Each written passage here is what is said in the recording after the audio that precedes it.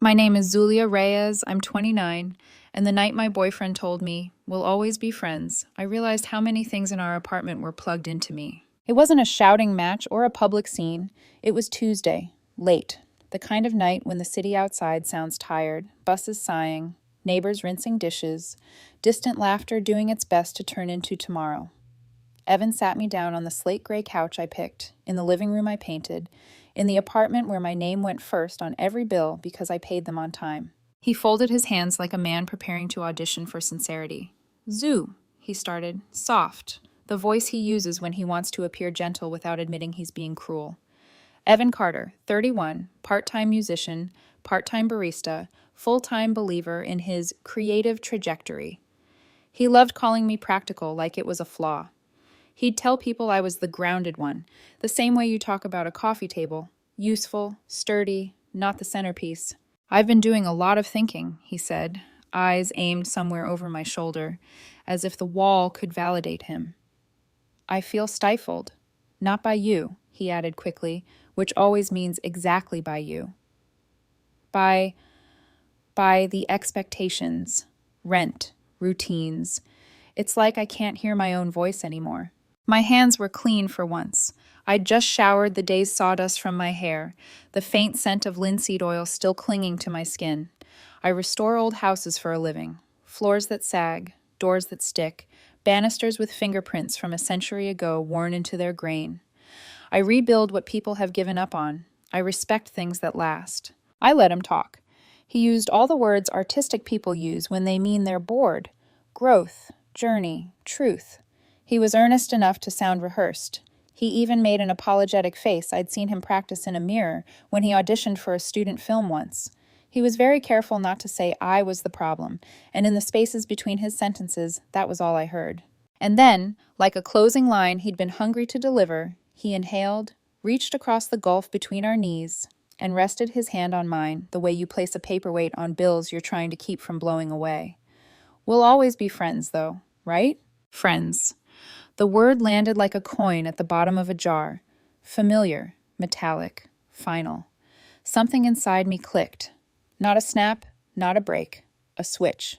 The breaker in my chest tripped, and the lights came back on in a different room. I nodded, slowly, calmly. I met his eyes and gave him the softest smile I could find. Absolutely. Relief rushed into him so fast I thought he might float. His shoulders loosened. His mouth trembled into a grateful curve. He made a quiet sound, part exhale, part victory. He had his freedom and his safety net. The inevitable guilt had already secured him a trampoline. I slid my hand from under his and stood. So, I said, light, conversational, as your friend, here's some friendly advice. You should start looking for a roommate to cover my portion of the rent. I'll be moving out this weekend. The way his face dissolved would have been art if I were a crueler person. You're what? Moving out? Zulia, wait. You can't just... Where are you even going? Somewhere else, I said. We're friends now, remember? Friendship is free. My share of the bills is not. He sat there blinking like a fire alarm he couldn't find. Be serious. I am, I said. You asked me to be your friend. Friends don't play house with each other to keep the lights on. Zoo, come on, we're on the lease together, he said, finding legal language like a lifeline. You're legally responsible. You're right, I said, already walking to the bedroom, already pulling the storage bins from under the bed, the ones I used to label the way some people journal. Which is why I'll pay my half until the end of the month. That gives you 3.5 weeks to find someone new and sign a sublease. Or, I added, as he scrambled after me, we can break the lease and split the $2,000 penalty. I'm comfortable with either. His mouth opened and closed. Lots of sound, very little meaning. 2,000? I can't. Zoo, you know I can't. Then find a roommate, I said, folding my work jeans into a neat stack. My shirts went into the suitcase with the quiet competence of a decade's worth of leaving job sites better than I found them. Make a post. Clean the living room before you take pictures. Maybe don't use the phrase, vibe with my creativity in the first line. He stared at me like I'd betrayed him by allowing consequences to exist. You're being heartless. We've been together 2 years. I looked up. We were together 2 years. You ended that today, and then you offered me a downgrade. I slid a drawer shut with one hip. I'm accepting the downgrade, with terms. He followed me from room to room as if proximity could reverse paperwork. I thought we could do this kindly. I thought you'd be mature. Maturity looks like not asking me to keep doing girlfriend chores for friend wages, I said, not unkindly. Maturity looks like paying the electric bill yourself. He laughed, harsh, a sound that tried to carry authority, but stumbled over fear. So that's it? You're going to abandon me here with all this responsibility? Responsibility is what adults call life. I pulled the canvas tool bag from the closet and set it by the door. Also, the breaker box is in the hall closet if the lights ever go out. Flip the one that's angled off. You'll hear a click. This is insane, he said, hands gripping his hair. We can't go from I love you to call maintenance in one night. You did, I said simply. He stood very still then, absorbing the line like medicine that burned. Behind him, the apartment looked wider, the way spaces do when you stop trying to fill them with people who won't stay. The front door opened. Marcus Hanley stepped in, our third roommate, a veterinary technician who worked graveyard shifts and lived in the small back bedroom. Marcus always moved like a man trying not to wake a sleeping baby. Soft footsteps, controlled breath, apology tucked into his posture. He took in the scene, the suitcase, Evan's posture, my expression, and gave a single, careful nod. Evening, he said. Everything okay? Evan whipped toward him like a witness had arrived. No, Marcus, it's not. She's moving out. Marcus's eyes flicked to me. I shrugged. We broke up. He let the information settle in the air, then turned back to the hallway. Okay, he said. Not indifferent. Just refusing to be recruited. Evan sputtered. Aren't you going to say anything? Marcus paused, hand on the doorframe. I try not to stand between people and the choices they already made. He left it there, simple as a bowl of water on a hot day, and disappeared into his room. Evan turned back to me, furious at one man's refusal to hold his side of the sky. So that's it. You're just going to, what? Pack up and leave me with... He gestured at the air as if responsibility might materialize into something he could throw. I zipped the suitcase. The sound was crisp, satisfying. I'm going to enforce the boundary you asked for. You can keep your freedom. I'll reclaim my space. He reached for a softer weapon. You're really just going to throw away 2 years of memories? As your friend, I said, and even I heard the steel slide into my voice. I think we should focus on the future, not the past. The sentence hit him in the chest like a gust from a door closing. He looked around. The plants I watered, the couch I paid for, the framed poster from his first live set that I had matted for his birthday. He reached for me with his eyes the way some people reach for railings when the train lurches. Evan, I said, and for the first time that night, I let him hear the tired behind the calm. You didn't break up with a partner. You reclassified an asset. You don't get to keep the asset for sentimental reasons. He flinched. For a heartbeat, I pitied him. Then I remembered all the weeks he'd been distant, how he turned his phone face down, how he came home smelling like someone else's perfume and called it an accident at work, how he mocked my early mornings and invoices and the calluses on my hands like evidence of a small mind.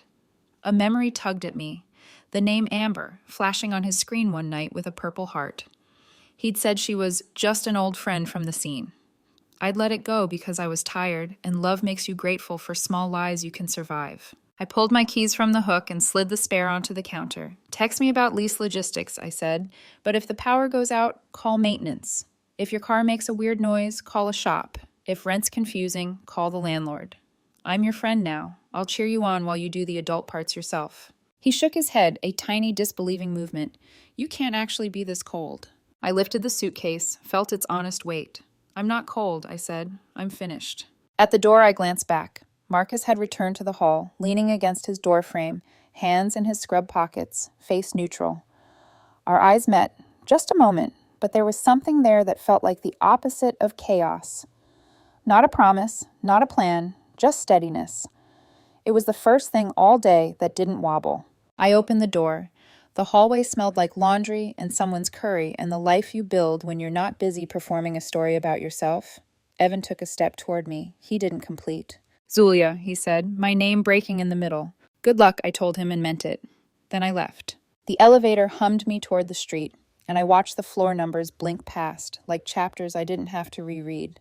Outside, the city felt cleaner, the air sharper, the sky a little more honest about its darkness.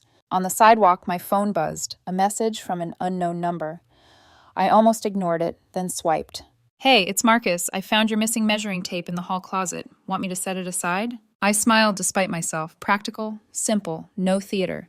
Thanks, I typed. You can keep it for now. I won't be needing to measure anything there anymore. I pocketed the phone, lifted my suitcase into the trunk of the rideshare, and slid into the back seat. The driver asked where to. I gave him the name of a month-to-month loft with tall windows and terrible parking, and a view of a water tower that always looked surprised. As we pulled away, I caught one last reflection of our building in the side mirror, a stack of rooms, some of them lit, most of them waiting. I thought about Evan's friendship and how people use that word like bubble wrap for their choices. He wanted a friend, I agreed. What he didn't know, what I had just discovered, was that friendship with me no longer came with free repairs. By the time Friday arrived, the apartment that used to feel like mine already sounded like someone else's problem. Boxes lined the hallway labeled with my handwriting.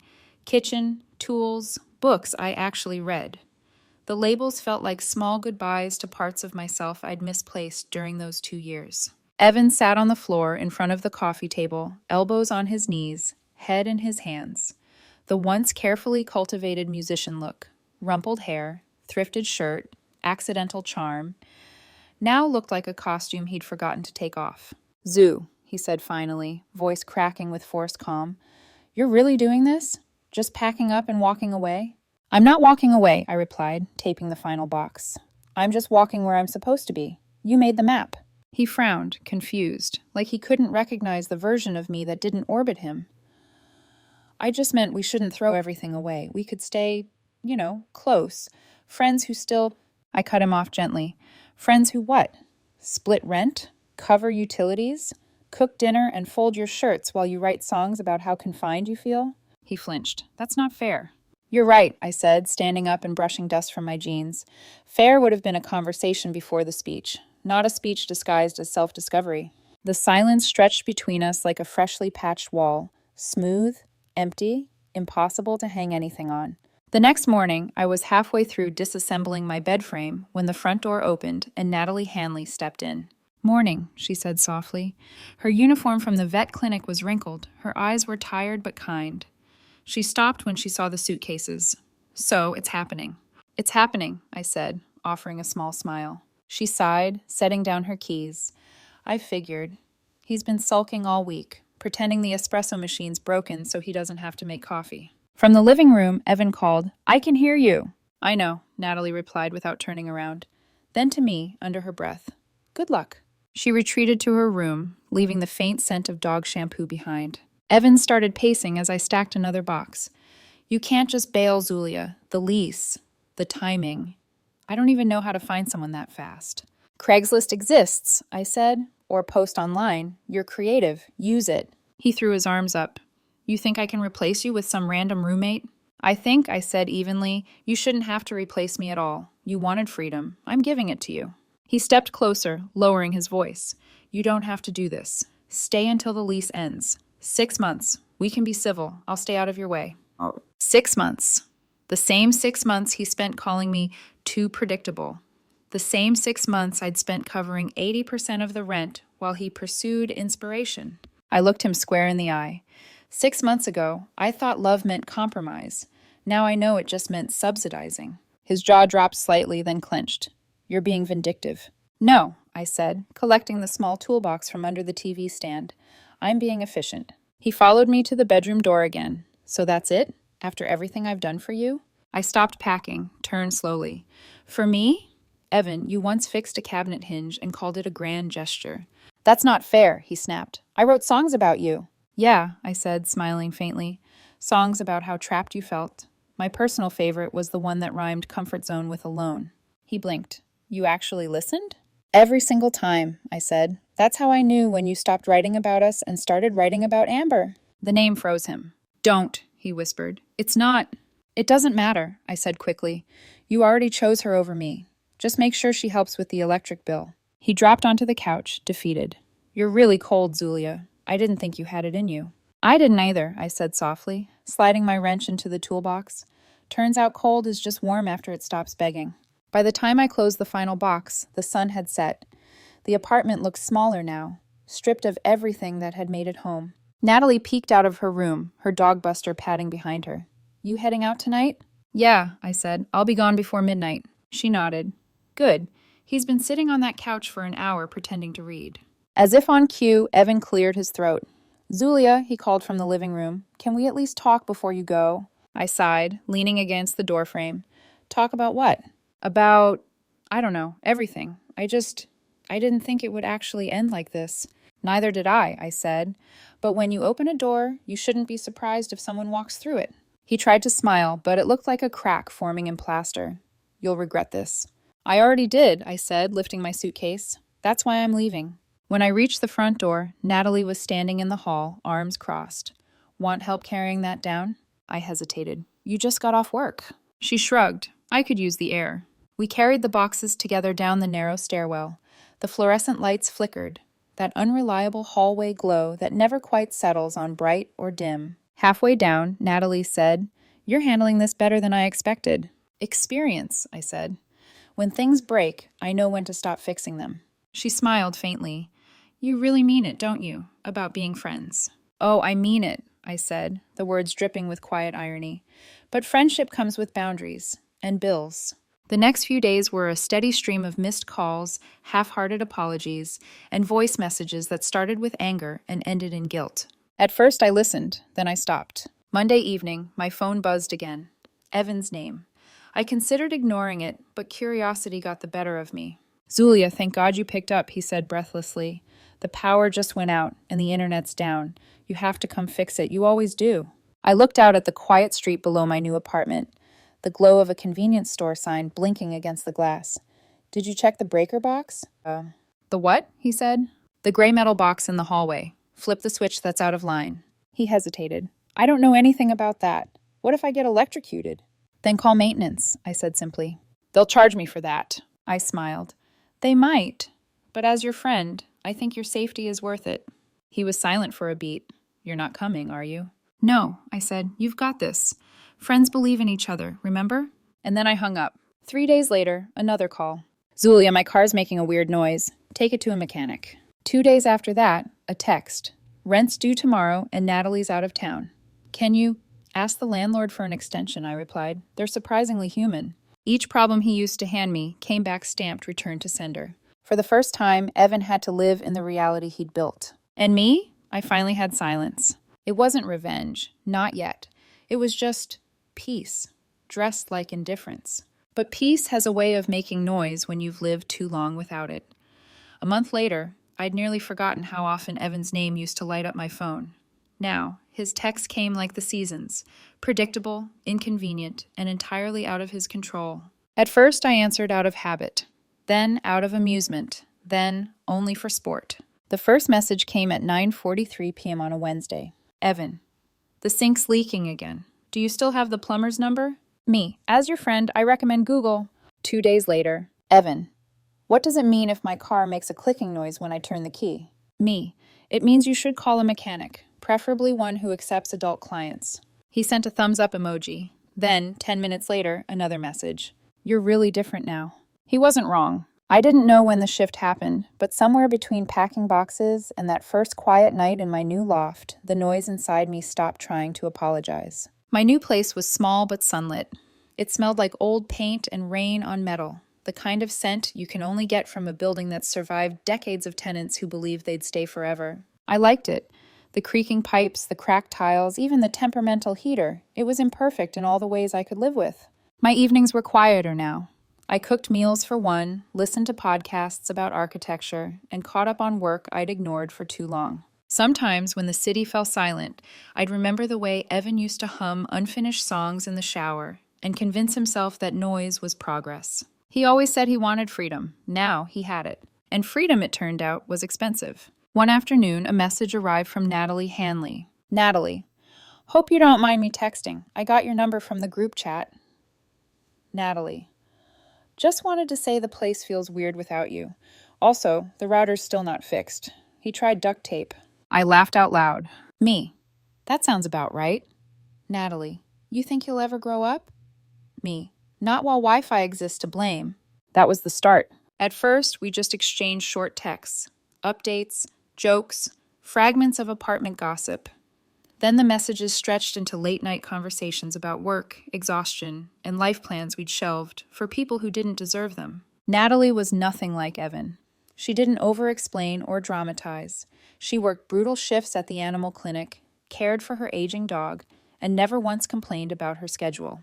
The more I learned about her, the more I realized how quietly resilient she was. She had this calm way of seeing the world that made even chaos sound manageable. And she never once asked me to fix anything. Meanwhile, Evan's creative rebirth was crumbling. According to Natalie, his new roommate search was a train wreck. The ad he posted read like a dating profile. Looking for a chill, artistic roommate who appreciates music and meaningful conversation.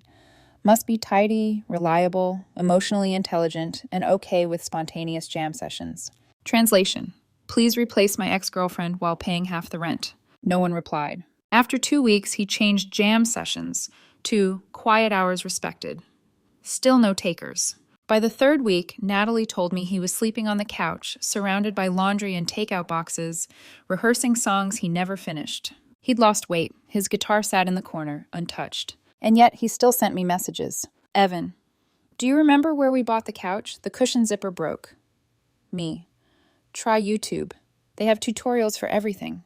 Evan, you're really not going to help me, are you? Me, I'm helping, just not for you. Every reply I gave was the same lesson in disguise. Figure it out yourself. It was early on a Saturday morning when Natalie's name appeared on my screen for the first time outside the context of Evan. Natalie, Zulia, are you awake? Me, barely. Why? Natalie, it's Buster. He's not eating, and he's shaking. I don't have a car, and the emergency clinic's across town. I don't know what to do. I didn't even think. 10 minutes later, I was in my car. Buster was a small, scruffy terrier mix with eyes too big for his body and a bark that always sounded apologetic. When I got there, Natalie was crouched beside him on the floor, pale and shaking herself. I think he ate something, she said, voice trembling. He won't move. Let's go, I said. I'll drive. The ride was quiet except for Buster's whimpering. Natalie stared out the window, twisting her hands. I'm sorry, she said suddenly. I didn't know who else to call. I'm glad you did, I said, and I meant it. At the clinic, we waited 4 long hours under fluorescent lights that made everything look too sharp. Natalie sat with her knees drawn up, fingers gripping her coffee cup like it might dissolve if she loosened her hold. She talked about law school, about her parents back in Maine, about how she sometimes felt like she was treading water just to keep up with life. I told her about the houses I restored, how each project starts with demolition, and how sometimes breaking things properly is the only way to rebuild them stronger. She laughed softly. You make destruction sound noble. Sometimes it is, I said. When the vet finally came out and told us Buster had just swallowed a sock, Natalie cried out of sheer relief. The little dog trotted back into the room, tail wagging like he'd survived a war. And for the first time in months, I felt something gentle break loose inside me. The kind of warmth that doesn't demand, doesn't take, doesn't cost. We drove home in silence. Before she got out of the car, Natalie turned to me. Thank you, she said, for everything. I smiled. You don't owe me anything. She looked at me for a long moment, then said quietly, That's what makes it mean something. That night, Evan texted again. Evan, you'll never believe it. The grad student who was going to move in backed out. He said the energy felt off. Me, I believe it. He sent another message 2 minutes later. I miss you, Zoo. I stared at the screen, then typed back. You miss being taken care of, not me. I didn't wait for his reply. Because somewhere between the leaking sink, the dying Wi-Fi, and the sock-eating dog, I realized something simple. Revenge didn't have to be loud. Sometimes it was just silence. Sometimes it was letting someone drown in the emptiness they built for themselves. And sometimes it was driving through the night to help someone who never asked you to. The night with Buster changed something, though I couldn't have told you exactly what. Maybe it was the quiet way Natalie smiled after the crisis passed, or how she thanked me without turning it into a debt. Maybe it was just the relief of helping someone who didn't take it for granted. Whatever it was, it stayed. For the next few weeks, Natalie and I started texting more. It wasn't about Evan anymore. It was about life. Little things. Natalie, Buster ate a piece of lettuce today. Do I need to call poison control? Me, only if he starts giving motivational speeches about healthy living. Or me, spent all day sanding a 1940s window frame, found an old love note under the sill. Natalie, proof that romance exists. Probably also proof that termites do. I caught myself smiling at my phone more than I had in months. There was no edge to our conversations, no hidden agenda, just simple, steady warmth. One Saturday, I stopped by the clinic where she worked. Buster barked once from behind the counter, a high-pitched "You again?" That made her laugh. "You look like you haven't slept," I said. "I haven't," she replied, running a hand through her messy bun. "A cat tried to fight an SUV last night. The cat won. The SUV didn't." "You should eat something," I said, glancing toward the break room. She raised an eyebrow. "Are you offering to fix me lunch now?" I grinned. "Just this once. Don't get used to it." She smirked, and for a second, something electric flickered between us. Not romantic. Not yet. Just connection. Real, grounding, and unspoken. A week later, I was under her car, literally. It was an old sedan that rattled like a coin jar every time it hit a pothole. She'd mentioned it once, offhand, and I'd volunteered before I could stop myself. "Wow," she said, crouching beside me. "I thought you didn't fix things for people anymore." "I make exceptions for people who bring coffee," I said, nodding to the cup she'd set beside the tire. She grinned. "So, bribery works." "Bribery works," I confirmed. It was a slow afternoon, soft sunlight, the faint smell of motor oil, and her humming along to the radio. When I looked up at her, her hair was glowing in the light, messy and human and real. I hadn't realized how much I'd missed simple. Meanwhile, Evan's situation was unraveling faster than his creative phase. Natalie still lived with him, though barely. "Every week it's something," she texted me one night. "He started writing protest poetry about capitalism, mostly because the rent is due." I laughed out loud. Me. "He's rebelling against math now?" Natalie. "And soap, apparently." She told me he'd been dating around too. Short-lived flings with people who lasted just long enough to realize he was looking for a caretaker, not a partner. "He keeps saying he misses stability," she wrote, "but he defines stability as someone cleaning up after him." "Sounds familiar," I replied. It wasn't long before Evan's name started popping up on my screen again. Evan. "Hey, I was thinking, maybe we could meet up for coffee, as friends." Me. "I have coffee every morning. It's my favorite part of the day, because it's quiet." He didn't respond. Then, a few days later, Evan. "I miss how simple things were between us." Me. "They were never simple. You just never noticed the part where I made them look that way." He sent a long message after that, something about missing my energy and how his new roommate search was hopeless. I didn't reply, because by then I'd learned something that took me years to understand. People who call you their peace are usually the ones who kept you in chaos. One Friday night, Natalie invited me over for dinner. Nothing fancy. Takeout Thai, cheap wine, and background music from her tiny Bluetooth speaker. Buster sat between us, snoring under the table. We talked for hours about everything and nothing, about the people we used to be before love turned into labor, about the small ways we'd both settled for less, thinking that patience was the same thing as partnership. "I used to think being easygoing made me kind," she said, tracing the rim of her glass. "Turns out it just made me convenient." I nodded. "I used to think being dependable made me valuable. Turns out it just made me replaceable." We both laughed, soft and a little sad. And then she said, "You know, Evan told me once he thought you'd fall apart without him." I smirked. He always was bad at reading blueprints.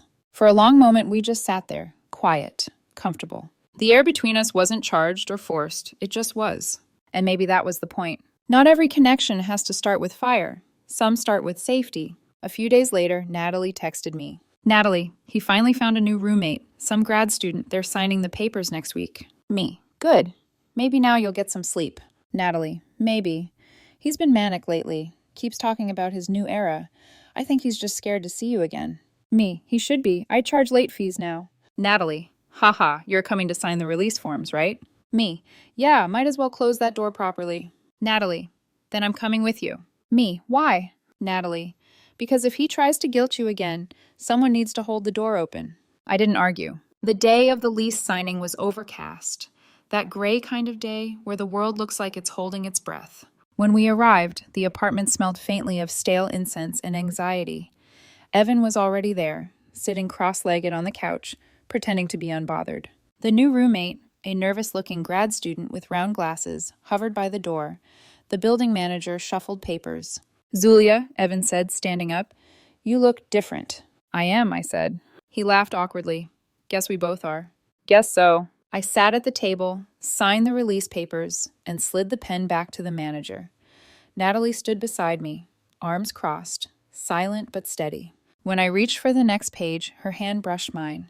Just a small touch, brief, grounding. That's when I saw it happen. Evan froze. The fake smile slipped. The color drained from his face.